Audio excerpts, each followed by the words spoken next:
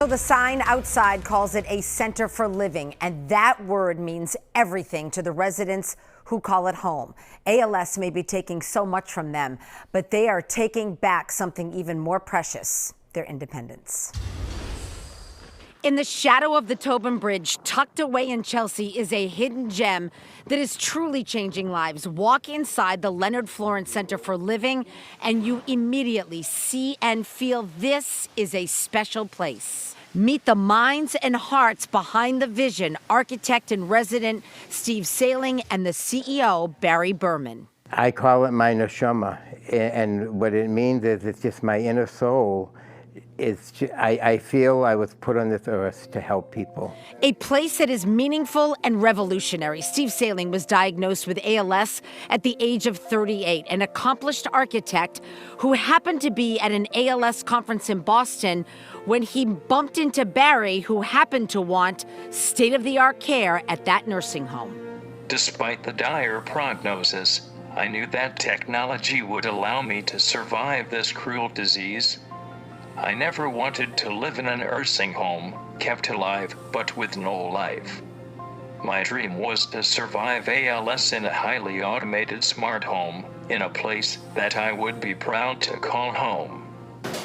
Oh, that's amazing. This is what they've created, a place where technology combined with the best care gives its residents that independence. Most people with ALS want to stay home, rather than suffer the indignity of moving to a traditional nursing home. I hope for a world in which the Leonard Florence Center for Living is the standard of care in America, and not the exception. We're changing the lives of individuals that really never thought they would have any sort of dignity or independence back. When you have someone that has been in a bed and hasn't had a shower in 3 years, hasn't been out of bed, has no way to communicate, and they come here and they all of a sudden they become alive and they're living their life, it is powerful. Just ask Michael Scott. You can lift your shades up and down.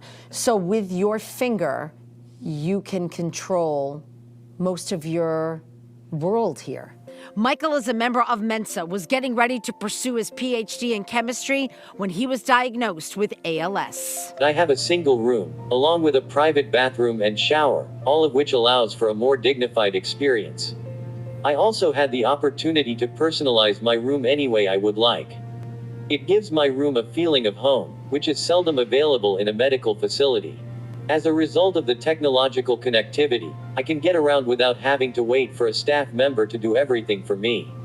The technology makes living here so comfortable that I think of this as my home. It's not just Michael and Steve. The Leonard Florence Center takes their residents places they may have never experienced. Like Patrick O'Brien, he has ALS, is on event 24/7. The center set up a sailing adventure with Patrick, his son, and 2 nurses. Allison Askey suffered a stroke, has a brain injury. She's on event 12 hours a day. They brought her to one of her favorite places, the aquarium. Francis Callahan suffers from ALS. He's on a ventilator 24/7. His son recently got married and he was able to attend the wedding. The hope and possibilities courtesy of the vision of 2 men. We have shown it is possible. We want to change the world. That shot. Smile. The eyes. The And they eyes are looking right changing up the in world. the smile. Yeah. Over the Tobin Bridge, Yeah. right over there Yeah. in Chelsea. So And how many incredible. times do you go over the Tobin Bridge? Right. So Next time you go over, Yeah. and you look over and you know the amazing things that Yeah. are happening Yeah. right Wonderful. there at the Leonard Florence Center for Living.